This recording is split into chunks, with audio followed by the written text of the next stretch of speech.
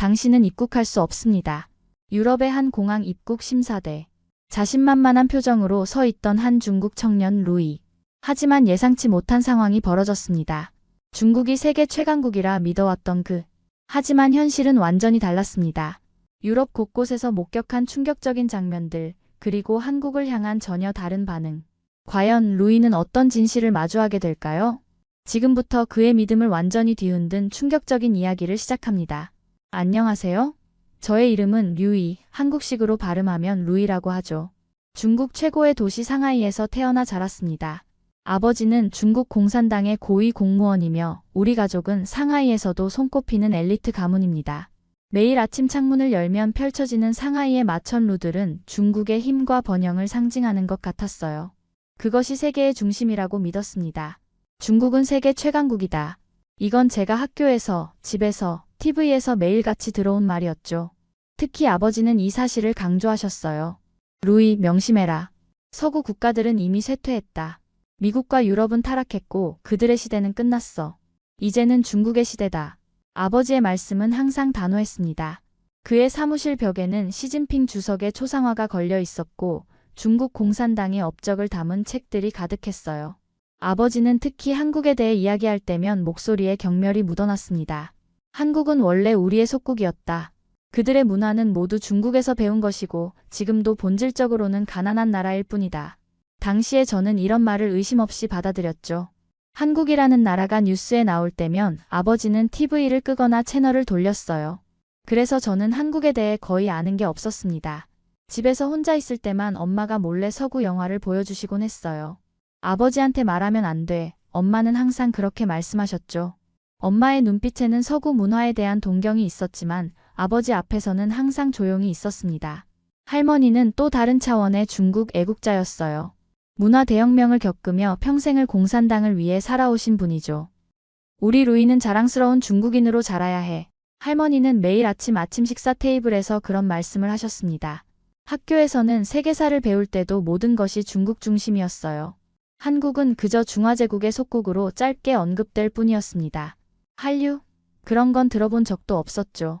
혹시 BTS나 블랙핑크 같은 이름을 들었을 때도 중국의 영향력 덕분에 성공한 그룹이라고만 배웠어요. 고급 중학교 시절 제 친구들과 한 대화가 기억납니다. 너희 들어봤어? 우리나라 GDP가 곧 미국을 앞지를 거래. 제 친구 왕래이가 자랑스럽게 말했죠. 당연하지. 중국이 세계를 이끌 날이 머지않았어. 저도 자신있게 동의했습니다. 너희 외국 유튜브 본 적 있어? 또 다른 친구 장웨이가 물었어요. 그때 저는 어깨를 으쓱했습니다. 왜 외국 것을 봐? 우리는 바이두, 위챗, 틱톡이 있잖아. 그게 더 좋아.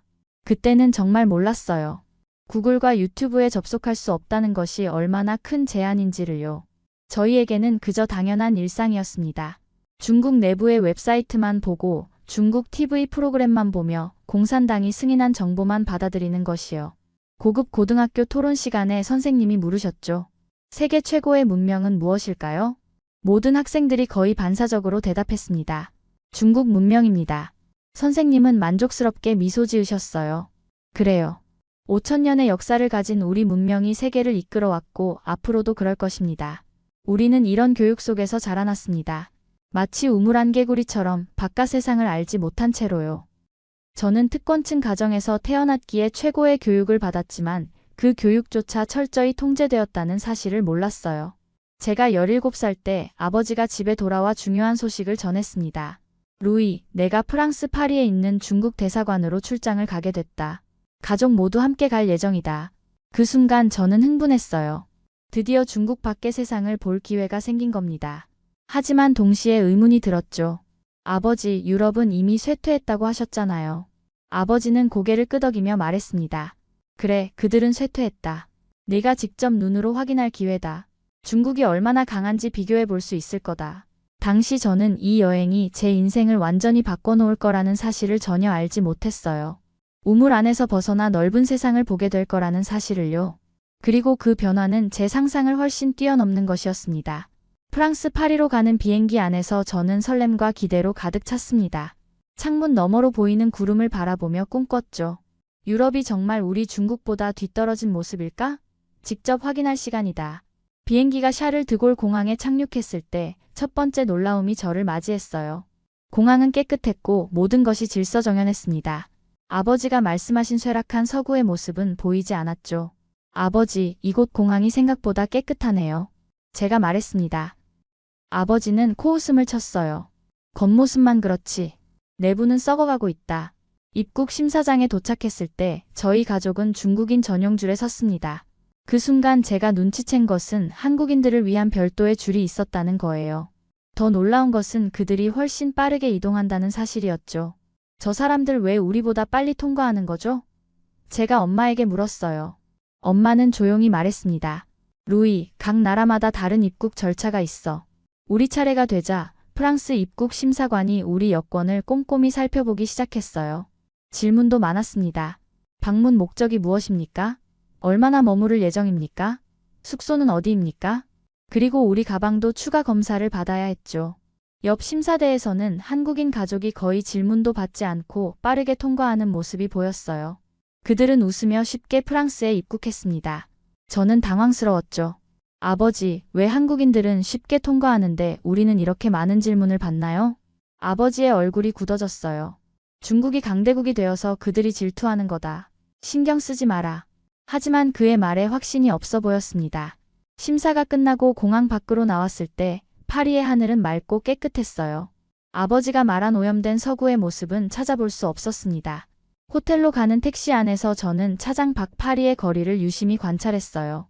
사람들은 여유롭게 카페에 앉아 있었고 거리는 깨끗했으며 건물들은 아름다웠습니다. 이것이 쇠퇴한 서구의 모습일까요? 뭔가 이상했죠. 호텔에 도착해 짐을 풀고 있을 때 저는 문득 생각했어요. 이곳 사람들이 행복해 보이는 이유는 뭘까? 중국의 선정과는 다른 현실을 목격하고 있었습니다. 다음 날 아버지는 대사관으로 출근했고 저는 엄마와 함께 파리 시내를 관광하기로 했어요. 지하철을 타고 에펠탑으로 향했습니다.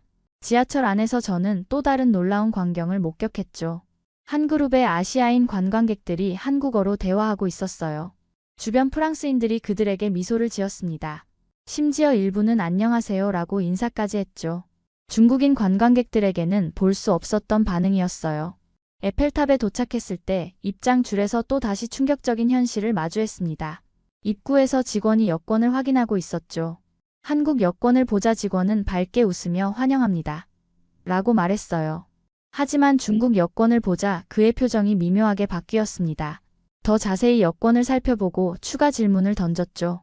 엄마, 왜 그 사람들은 바로 들어가는데 우리는 더 많은 질문을 받아요? 제가 궁금해했습니다. 엄마는 한숨을 쉬며 말했어요. 루이, 세상은 내가 배운 것보다 복잡해.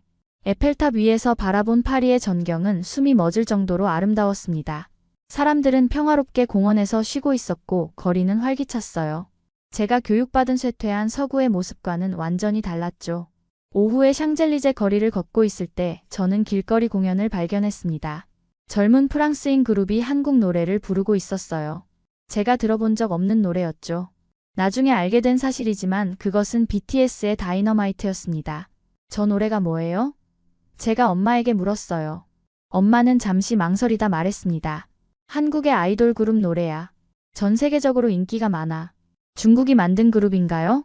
엄마는 머리를 가로저었어요. 아니, 순수한 한국 그룹이야. 이것은 제가 알고 있던 세계관과 충돌했습니다. 학교에서는 한국의 모든 문화가 중국에서 파생되었다고 배웠는데 지금 목격하는 현실은 달랐어요. 호텔로 돌아가는 길에 저는 중국과 프랑스의 차이점에 대해 생각했습니다. 중국에서는 모든 인터넷 사이트가 검열되었고 외국 뉴스는 접근할 수 없었죠. 하지만 이곳 파리에서는 사람들이 자유롭게 정보에 접근하고 있었어요. 호텔 로비에 들어서자마자 저는 또 다른 놀라운 광경을 목격했습니다. 로비 TV에서는 중국의 인권 탄압에 관한 뉴스가 방송되고 있었어요. 중국에서는 절대 볼 수 없는 내용이었죠. 이게 다 거짓말이겠죠? 제가 아버지에게 물었어요. 아버지의 얼굴이 붉어졌습니다. 서구 언론의 선전이다. 그들은 중국의 성장을 두려워해. 그날 밤 침대에 누워 저는 제가 본 모든 것에 대해 생각했어요. 중국에서 배운 것과 현실 사이의 괴리가 너무 컸습니다. 프랑스는 쇠퇴한 나라가 아니었어요. 한국은 중국의 그림자가 아니었고요. 세상은 제가 배운 것보다 훨씬 복잡했습니다. 처음으로 의심이 제 마음에 싹 텄어요. 내가 지금까지 배운 것들이 모두 사실일까? 이것은 단지 시작에 불과했습니다. 제 세계관을 뒤흔들 더 큰 충격이 기다리고 있었죠. 파리에 도착한 지 일주일째 아버지가 소르본 대학 견학을 제안했습니다. 미래 유학 가능성을 타진해보자는 의도였죠. 대학 캠퍼스는 오래된 역사와 현대적인 교육이 공존하는 곳이었어요. 저는 감탄하며 캠퍼스를 거닐었습니다. 안내 데스크에서 일하고 있는 한 아시아인 여학생이 눈에 띄었어요. 그녀는 유창한 프랑스어로 방문객들을 맞이하고 있었습니다. 아버지가 그녀에게 중국인인지 물었을 때 그녀는 밝게 웃으며 한국인이라고 답했어요. 윤서라는 이름의 한국 유학생이었습니다. 윤서는 저희에게 친절하게 캠퍼스 투어를 제안했어요. 아버지는 처음에 망설였지만 결국 동의했죠. 투어가 끝나고 아버지는 대학 관계자와의 미팅이 있어 먼저 자리를 떴습니다. 저는 윤서와 단둘이 남게 되었어요. 윤서는 제게 연락처를 물었고 저는 위챗 아이디를 알려주었습니다. 그녀는 놀란 표정으로 중국에서는 카카오톡이나 인스타그램을 사용할 수 없냐고 물었어요. 저는 자신감 있게 위챗이 더 좋다고 대답했습니다. 중국 앱이 세계 최고니까요. 구글이나 유튜브도 못 써? 윤서가 물었어요. 필요 없어요. 바이두가 있으니까요. 제가 약간 방어적으로 답했습니다. 윤서는 자신의 스마트폰을 꺼내 유튜브 앱을 열고 블랙핑크를 검색했어요. 수십억 뷰를 기록한 뮤직비디오가 나타났습니다. 저는 그런 걸 본 적이 없었죠. 제가 이게 뭐냐고 물었을 때 윤서는 블랙핑크가 한국에서 가장 유명한 걸그룹 중 하나라고 설명했어요. 저는 학교에서 블랙핑크가 중국의 도움으로 성공한 그룹이라고 배웠다고 말했습니다. 윤서는 웃음을 터뜨렸어요. 그녀는 블랙핑크가 완전히 한국 그룹이며 YG 엔터테인먼트라는 한국 회사가 만들었다고 설명했습니다. 세계적으로 인기가 많아 미국 빌보드 차트에도 올랐다는 사실도요. 그녀는 이어서 BTS를 보여주었어요. 세계에서 가장 인기 있는 보이그룹이라며 그들도 순수한 한국 그룹이라고 강조했습니다. 심지어 미국 그래미에도 노미네이트 되었다고요. 너희 중국에서는 이런 정보가 차단되어 있니? 윤서가 물었어요. 저는 말문이 막혔습니다. 제가 알고 있던 세계와 현실 사이의 간극이 너무 컸어요. 우리는 다른 정보를 배웠다고 작게 대답했습니다. 윤서는 동정어린 눈빛으로 중국에서는 많은 정보가 차단되어 있다고 들었다며 인터넷 검열도 심하다고 말했어요. 저는 방어적으로 반응했습니다. 그건 우리를 유해한 콘텐츠로부터 보호하기 위한 것이라고요. 그럴까? 아니면 진실로부터 너희를 차단하는 건 아닐까? 윤서가 반문했어요. 그날 저녁 호텔로 돌아온 후에도 윤서의 말은 제 머릿속에서 맴돌았습니다. 그녀가 보여준 영상들, 자유로운 태도, 그리고 무엇보다 제가 배운 진실과 다른 현실이요. 용기를 내어 호텔 와이파이로 VPN을 설치했어요. 중국에서는 불법이지만 프랑스에서는 아무도 신경 쓰지 않았죠. 처음으로 검열되지 않은 인터넷에 접속했습니다. 구글에 블랙핑크와 BTS를 검색했어요. 수많은 기사와 영상이 쏟아져 나왔습니다. 그들은 확실히 한국 그룹이었고 중국과는 아무 관련이 없었죠. 그 순간 불안감이 밀려왔어요. 지금까지 배운 것들이 거짓이라면 또 어떤 것들이 거짓일까요? 다음 날 윤서에게 연락해 다시 만나고 싶다고 말했습니다. 우리는 에펠탑 근처 카페에서 만났어요. 저는 솔직하게 한국에 대해 더 알고 싶다고 말했습니다. 윤서는 기꺼이 한국에 대해 설명해 주었어요. 삼성, 현대, LG 같은 세계적인 기업들이 한국 기업이라는 사실, 한국이 IT 강국이라는 점, 의료 시스템의 우수성에 대해서요. 그리고 한류라는 것에 대해서도 말했습니다. 한류가 뭐죠? 제가 물었어요. 윤서는 한류가 한국 문화의 세계적인 확산을 의미한다고 설명했습니다. K-팝, K-드라마, 한국 영화와 음식 등이 전 세계적으로 인기를 끌고 있다고요. 심지어 기생충이라는 영화는 아카데미상까지 받았다고 했어요. 저는 당황했습니다. 우리 학교에서는 그런 내용을 전혀 가르치지 않았으니까요. 한국이 중국의 그림자 같은 나라라고 배웠다고 솔직히 말했어요. 윤서는 놀란 표정으로 그건 완전히 틀린 정보라고 말했습니다. 한국은 독자적인 문화와 역사를 가진 나라이며 중국의 영향을 받은 부분도 있지만 한국만의 독특한 정체성이 있다고요. 그날 오후 윤서는 한국 문화와 현대 한국의 모습을 보여주는 다양한 콘텐츠를 공유해 주었어요. 서울의 번화가, 첨단 기술, 한국 음식, K-팝 콘서트 영상까지요. 제가 알고 있던 한국과는 완전히 달랐습니다. 너도 한번 한국에 와봐. 진짜 모습을 직접 볼 수 있을 거야. 윤서가 제안했어요. 윤서와 헤어지기 전 그녀는 자신의 인스타그램 계정을 알려주었습니다. VPN으로 접속하면 그녀의 일상을 통해 한국 학생들의 생활을 이해할 수 있을 거라고요. 호텔로 돌아오는 길에 깊은 생각에 빠졌어요. 우리가 배운 진실은 진짜 진실인가? 아니면 만들어진 진실인가? 이 질문은 앞으로 제 삶을 완전히 바꿔놓을 것 같았습니다. 그날 밤 윤서가 보여준 한국의 이미지가 계속 머릿속에 맴돌았어요. 아버지와 학교에서 배운 것과는 너무나 달랐습니다. 한국은 중국의 그림자가 아니라 독자적으로 빛나는 나라였어요. 처음으로 저는 제가 알고 있던 세계에 의문을 품기 시작했습니다. 파리에서의 일정을 마치고 저희 가족은 아버지의 업무 일정에 맞춰 유럽 여러 국가를 방문하게 되었습니다. 첫 번째 방문지는 영국 런던이었어요.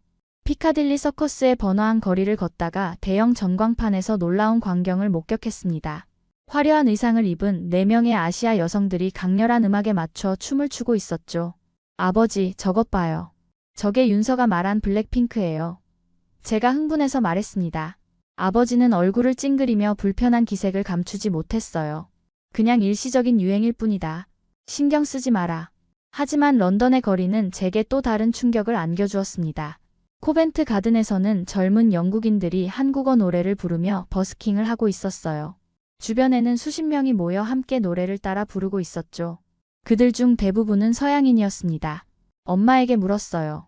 저 사람들이 부르는 게 정말 한국 노래인가요? 엄마는 고개를 끄덕였습니다. 그래, BTS라는 그룹의 노래야. 런던의 한 레스토랑에 들어갔을 때도 배경음악으로 한국 노래가 흘러나왔어요. 이제는 그것이 K-팝이라는 것을 알게 되었습니다.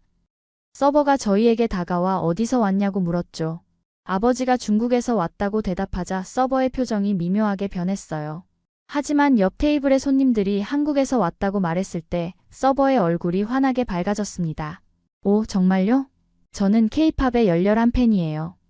이 대화를 들은 저는 묘한 감정을 느꼈어요. 중국인과 한국인에 대한 반응이 이렇게 다르다니 이해할 수 없었습니다. 중국에서는 한국을 중국의 그림자라고 배웠는데 왜 세계인들은 한국에 더 호의적인 반응을 보이는 걸까요? 독일 베를린으로 이동했을 때도 비슷한 경험을 했습니다. 브란덴부르크 문 근처에서 관광객들이 서로 사진을 찍어주고 있었어요. 한 서양인 커플이 저희 가족에게 사진을 찍어달라고 부탁했습니다. 아버지가 사진을 찍어준 후 그들이 저희에게 국적을 물었어요. 중국에서 왔습니다. 아, 중국이요. 그들의 반응은 다소 냉담했어요. 잠시 후 같은 커플이 다른 아시아인 가족에게도 같은 질문을 했습니다. 그 가족이 한국에서 왔다고 답하자 그들의 반응이 완전히 달라졌어요. 와, 정말요? 우리는 서울에 꼭 가보고 싶어요. 그들은 K-드라마와 오징어 게임에 대해 이야기하며 한국 문화에 대한 열정을 보였습니다.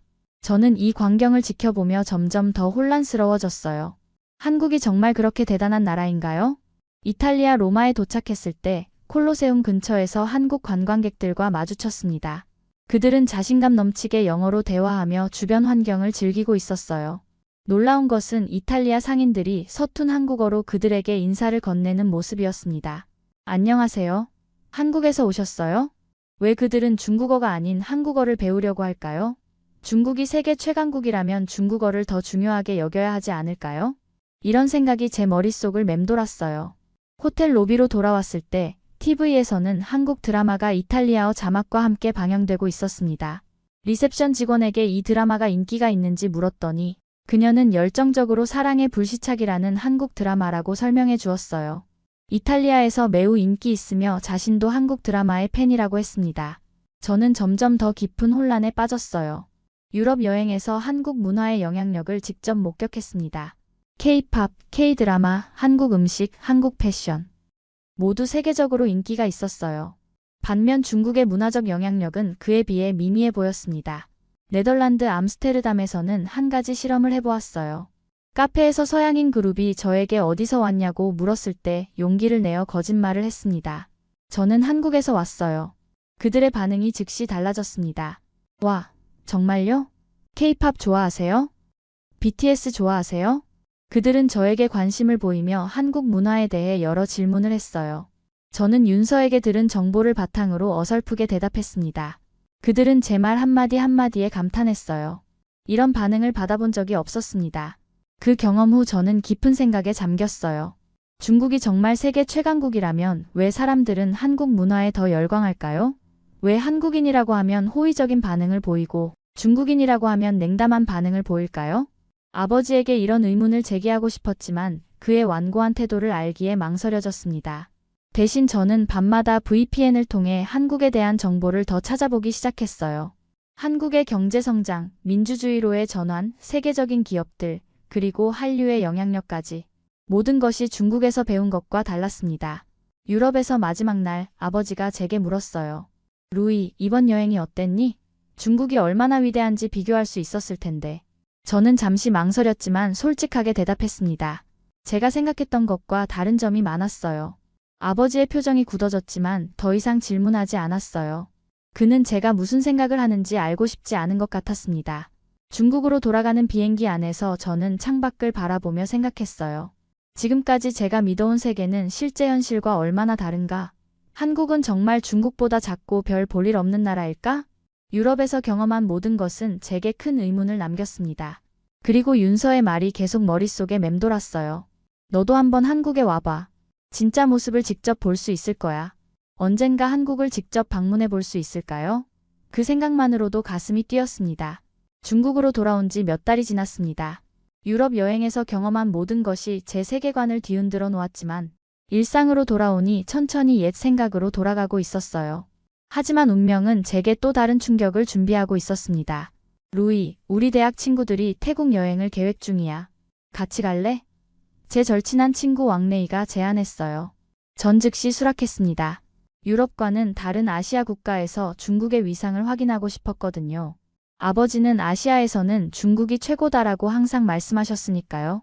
방콕 공항에 도착한 순간부터 예상치 못한 상황이 펼쳐졌습니다. 입국 심사대에서 한국인 관광객들은 신속하게 통과되는데 우리 중국인 일행은 추가 서류 검사를 요구받았어요. 왜 우리만 이렇게 검사가 엄격해? 친구 장웨이가 불만을 토로했습니다. 호텔에 도착했을 때 상황은 더 이상해졌어요. 체크인 카운터에서 한국인 관광객들에게는 웰컴 드링크와 과일 바구니를 제공하는데 우리에게는 아무것도 없었습니다. 저기요, 우리도 웰컴 드링크를 받을 수 있나요? 제가 물었어요. 리셉션 직원은 어색한 미소를 지으며 대답했습니다. 죄송합니다만 중국인 고객에게는 제공되지 않습니다. 친구들과 얼굴을 붉히며 엘리베이터로 향했어요. 자존심이 상했지만 이유를 이해할 수 없었습니다. 방콕의 유명한 수상시장을 방문했을 때 또 다른 충격적인 경험을 했어요. 상인들이 한국어로 손님들을 불러 모으고 있었습니다. 안녕하세요. 싸고 좋아요. 하지만 우리가 다가가자 그들의 표정이 변했어요. 중국어로 말을 시도하자 무시하거나 짜증을 내는 상인들도 있었습니다. 한 상인에게 직접 물었어요. 왜 한국인에게는 친절한데 중국인에게는 그렇지 않나요? 그 상인은 주변을 둘러본 후 작은 목소리로 대답했습니다. 중국인 관광객들은 시끄럽고 값을 너무 깎으려 하고 예의가 없어서요. 한국인은 조용하고 예의 바르거든요. 그 말에 가슴이 아팠습니다. 우리 중국인의 국제적 이미지가 이렇게 나쁘다니요?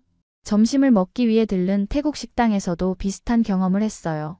옆 테이블에 앉은 한국인 가족은 특별 서비스를 받고 있었습니다. 주인이 직접 와서 한국어로 인사하고 메뉴를 추천해주는 모습이었죠. 왜 저 테이블만 특별해 보이지? 친구 왕레이가 물었어요. 저들은 한국인이야. 여기서 VIP 대접을 받나 봐. 제가 쓰게 대답했습니다. 그날 밤 호텔 수영장에서 한국인 관광객들과 우연히 대화를 나누게 되었어요. 그들은 서울에서 온 대학생들이었습니다.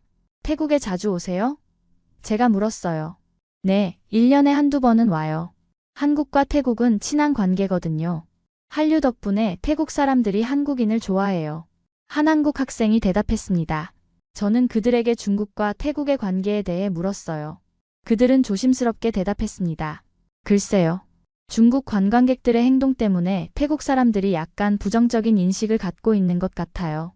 그 말을 듣고 저는 깊은 생각에 빠졌습니다. 중국이 정말 세계 최강국이라면 왜 이웃 나라에서조차 이런 대우를 받는 걸까요? 여행 마지막 날 우리는 방콕의 유명한 사원을 방문했어요.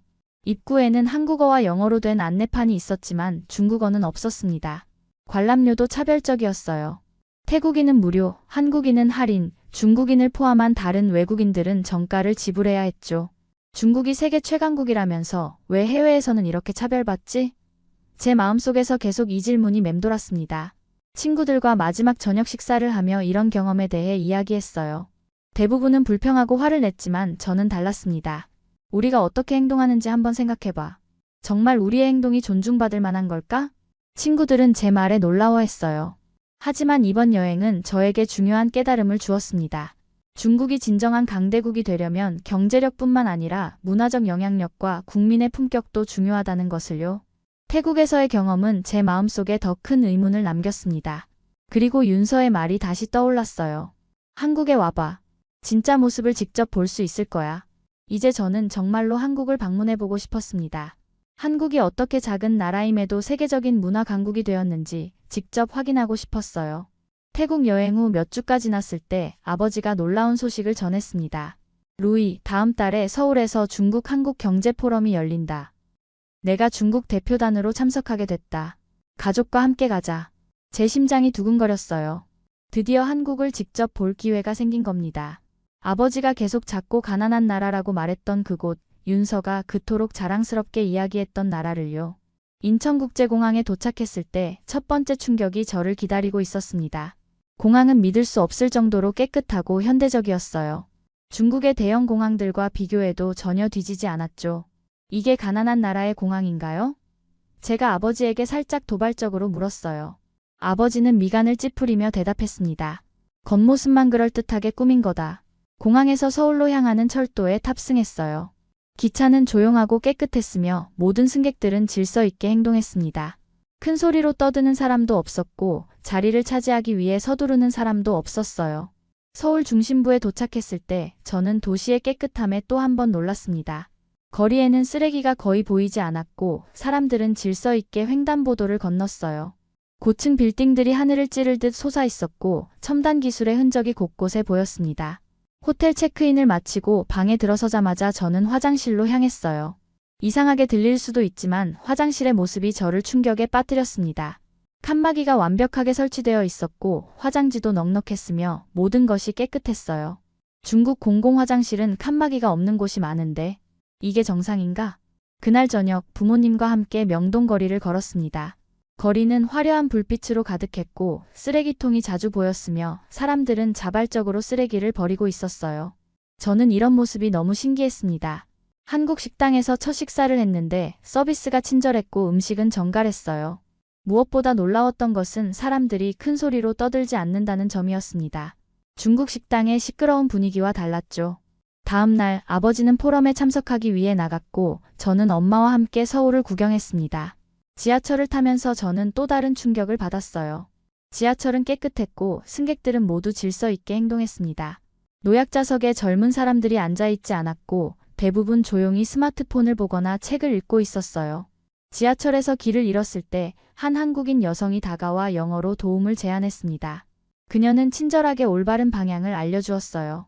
이렇게 친절하게 대해줘서 감사합니다. 당연히 해야 할 일이에요. 외국에서 온 손님이니까요. 강남 지역을 방문했을 때는 첨단 빌딩들과 세련된 상점들, 그리고 세계적인 기업들의 본사가 즐비했어요. 삼성, 현대, LG 같은 기업들의 거대한 건물을 보면서 한국의 경제적 성공에 대해 생각했습니다. 한국이 이렇게 발전한 이유가 뭘까? 저는 스스로에게 물었어요. 우연히 길에서 한국 대학생 그룹을 만났는데 그들은 저희가 중국에서 왔다는 것을 알고도 친절하게 대해주었습니다. 심지어 근처 유명한 카페로 안내해주기까지 했어요. 한국 사람들은 왜 이렇게 친절한가요? 제가 그들에게 물었습니다. 한 학생이 대답했어요. 우리는 방문객을 소중히 여기는 문화가 있어요. 손님은 왕이라는 말도 있죠. 서울에서의 세 번째 날, 저는 한강공원을 방문했어요. 강변을 따라 조성된 공원은 놀랍도록 아름다웠고 시민들이 여가를 즐기는 모습이 인상적이었습니다. 자전거 도로는 잘 정비되어 있었고 쓰레기 하나 없이 깨끗했어요. 갑자기 비가 내리기 시작했을 때 지나가던 한국인 여학생이 저에게 우산을 나눠주겠다고 했습니다. 그녀의 친절함에 감동했어요. 우리는 호텔까지 함께 걸으며 이야기를 나눴고 그녀는 한국에 대한 자부심을 숨기지 않았습니다. 한국이 이렇게 발전한 이유가 뭐라고 생각하세요? 제가 물었어요. 우리 국민의 근면함과 교육열, 그리고 서로를 배려하는 문화 때문이라고 생각해요. 마지막 날, 저는 혼자서 서울의 골목길을 탐험했습니다. 좁은 골목에서도 쓰레기를 찾아볼 수 없었고 사람들은 서로 인사를 나누며 지나갔어요. 저는 이런 모습이 너무 신기했습니다. 한 작은 식당에서 점심을 먹는데 주인 아주머니가 저에게 반찬을 더 주시며 웃으셨어요. 중국어를 한마디도 못하셨지만 따뜻한 마음이 전해졌습니다. 호텔로 돌아와 창밖의 서울 풍경을 바라보며 저는 깊은 생각에 잠겼어요. 한국은 제가 배운 것과는 완전히 달랐습니다. 가난하고 별 볼 일 없는 나라가 아니라 선진국이었어요. 중국의 그림자가 아니라 독자적인 빛을 발하는 나라였죠. 아버지가 방에 돌아왔을 때 저는 용기를 내어 질문했습니다. 아버지, 한국이 왜 이렇게 발전했다고 생각하세요? 아버지의 표정이 어두워졌어요. 그들은 미국과 서구의 도움을 받았을 뿐이다. 진정한 독립적 발전이 아니야. 그의 답변은 더 이상 저를 설득하지 못했습니다. 저는 제 눈으로 본 현실을 믿기로 했어요. 한국은 정말 놀라운 나라였고 제가 항상 배워온 것과는 달랐습니다. 호텔 침대에 누워 천장을 바라보며 생각했어요. 왜 우리는 한국에 대해 이렇게 잘못된 정보를 배웠을까? 왜 우리는 진실을 알지 못할까? 이제 저는 더 큰 질문을 던질 준비가 되어 있었습니다. 그리고 그 질문은 저의 인생을 완전히 바꿔놓을 것 같았어요. 중국으로 돌아온 후 저는 한국에서 경험한 모든 것에 대해 깊이 생각했습니다. 자유롭게 사용할 수 있는 인터넷, 깨끗한 거리, 친절한 사람들. 이 모든 것이 제가 중국에서 배운 것과는 너무나 달랐어요. 마음속에서는 계속 질문이 맴돌았습니다. 왜 우리는 유튜브를 볼 수 없고 구글도 사용할 수 없을까? 왜 한국은 선진국인데 우리는 아직도 많은 통제 속에 살고 있는 걸까? 이 질문들에 대한 답을 찾기 위해 저는 용기를 내야 했죠. 어느 저녁 가족 식사 시간에 마침내 입을 열었습니다. 아버지, 왜 우리는 유튜브도 못 보고 구글도 못 쓰죠? 식탁의 공기가 순식간에 얼어붙었어요. 아버지는 젓가락을 내려놓았습니다. 그런 서구 플랫폼은 우리에게 필요 없다. 한국에서의 경험이 제 마음속에서 끌어올랐습니다. 왜 한국은 선진국인데 우리는 아직도 공산당 통제 속에 있죠? 아버지의 얼굴이 붉게 변했어요. 너 서구 자본주의에 물들었구나. 저는 물러서지 않았습니다. 제가 본 한국은 깨끗하고 시민들이 행복해 보였어요. 아버지는 자리에서 벌떡 일어났어요. 이 집에서는 더 이상 그런 이야기를 하지 마라. 그는 방으로 들어가 문을 닫았습니다. 식탁에는 저와 어머니만 남았어요. 아버지는 너를 위해 최선을 다하고 있어. 저는 솔직하게 마음을 털어놓았습니다. 엄마, 저는 진실을 알고 싶어요. 어머니는 낮은 목소리로 말했어요. 나도 너와 같은 의문을 가졌단다. 결혼 전 해외에서 공부했었어. 어머니의 고백은 저에게 큰 위로가 되었습니다. 저 혼자만의 생각이 아니라는 것을 알게 되었으니까요. 며칠 동안 저는 깊은 생각에 잠겼어요. 중국이 최고라는 믿음, 한국이 중국의 그림자라는 생각, 서구 세계가 쇠퇴했다는 주장. 이 모든 것이 의심스러워졌습니다. 결국 용기를 내어 아버지의 서재를 찾았어요. 아버지, 한국에서 공부하고 싶어요. 아버지의 표정이 굳어졌습니다. 왜 굳이 한국이냐? 직접 보고 싶어요. 진실을 알고 싶어요. 아버지는 한참 동안 창밖을 바라보았어요. 세상은 네가 생각하는 것보다 복잡하다. 그의 말은 거부도 허락도 아니었지만 저에게는 희망이었어요. 아버지도 변화할 수 있다는 가능성을 보여준 것이니까요. 그날 밤 윤서에게 메시지를 보냈습니다. 네가 옳았어. 내가 알던 세상은 실제와 달랐어. 다음 몇 주 동안 저는 한국 유학에 관한 정보를 조사했습니다. 아버지는 여전히 불편해했지만 완전히 반대하지는 않았어요. 어머니는 조용히 저를 지지해 주었죠.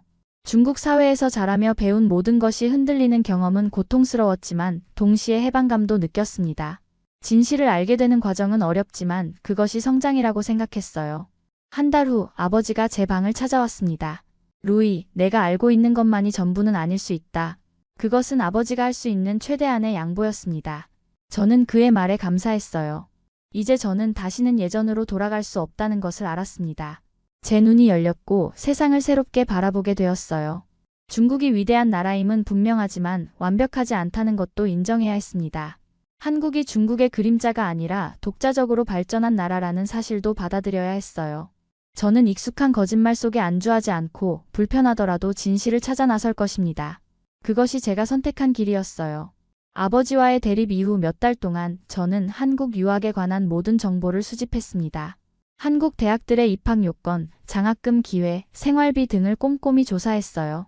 윤서는 온라인으로 한국어 공부를 도와주었고 저는 매일 밤 몰래 한국 드라마를 보며 언어 감각을 익혔습니다. 마침내 결심을 굳힌 저는 부모님과 진지한 대화를 나누기 위해 거실로 향했어요. 두 분은 텔레비전을 보고 계셨습니다.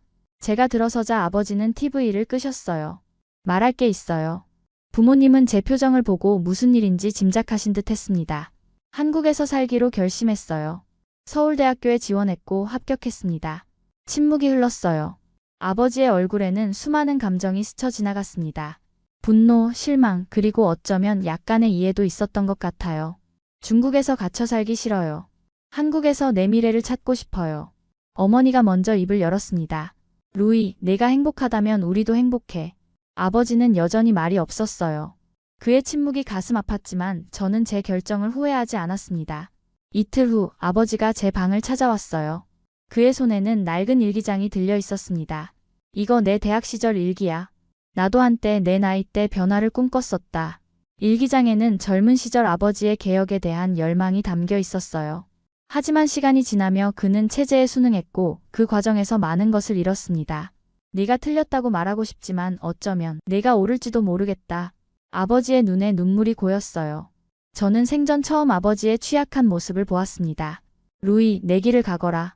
하지만 뿌리를 잇지는 마라.